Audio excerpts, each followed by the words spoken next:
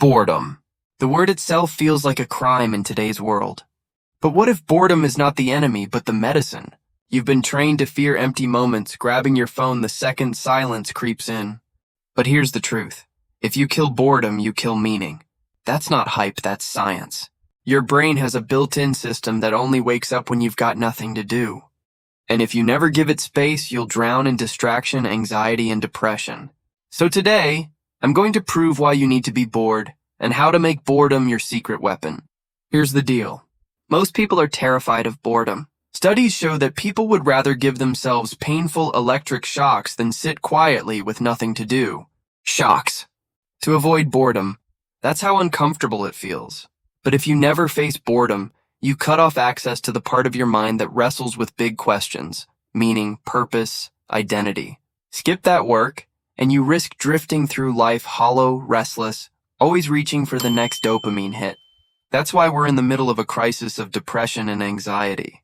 If you dodge boredom, you're not just avoiding silence, you're avoiding yourself. Let's break this down.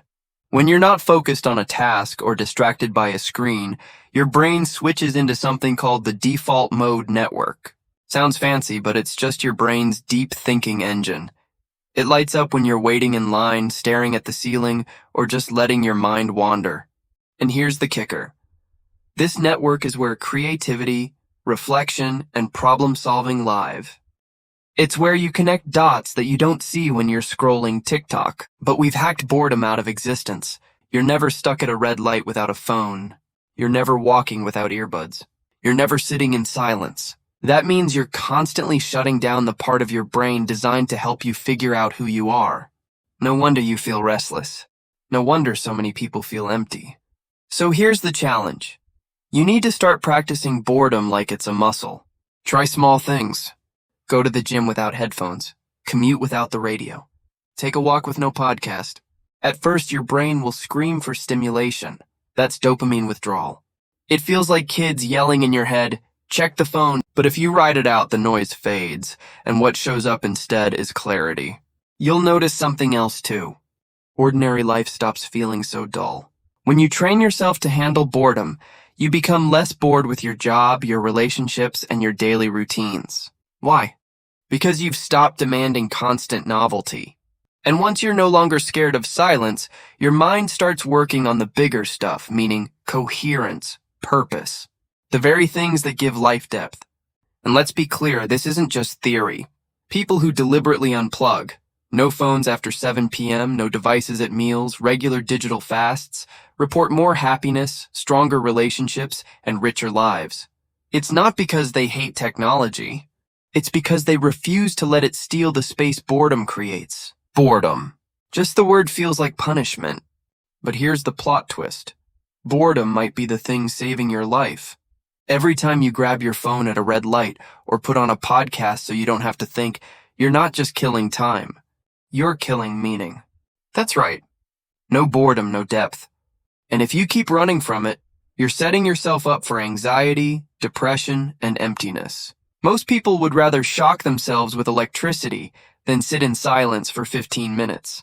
That's not a joke. That's a Harvard study. Why? Because boredom feels uncomfortable. It forces you to think about the big, messy questions. What's the point of my life? What do I really want? Who am I without distraction? These thoughts are scary, but avoiding them doesn't make them disappear. It just makes your life more shallow. Here's what's really happening. When you're not busy or distracted, your brain flips into something called the default mode network. Sounds like tech jargon, but it's basically your deep thinking mode. This is where creativity and problem solving live. It's where you connect random dots and come up with ideas. It's also where you wrestle with purpose. That network only wakes up when you're bored. But guess what? We've wiped boredom off the map. Constant screens, constant noise, constant dopamine. You never give your brain space to breathe. And that's why so many people feel restless and meaningless. They've silenced the one system that could actually help them. Here's the move. Start practicing boredom. Yeah, I said practice. Go for a run without music. Sit through your commute without the radio. Take a walk with no podcast. It will feel unbearable at first. Your brain will scream at you to check your phone. That's withdrawal.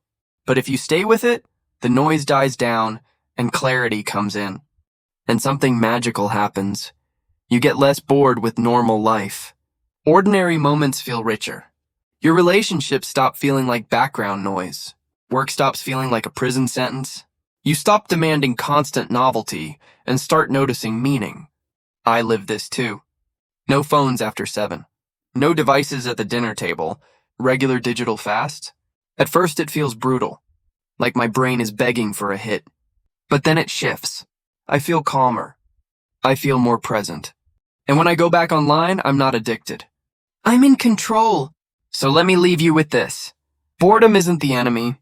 It's the gateway. Every time you run from it, you trade depth for distraction. If you want a meaningful life, you need to be bored. Put down the phone. Let silence in. Be brave enough to sit with yourself. That's where the answers are. If this message hit you, don't just click away. Try it tonight. And if you're serious about building more meaning into your life, subscribe. We're just getting started.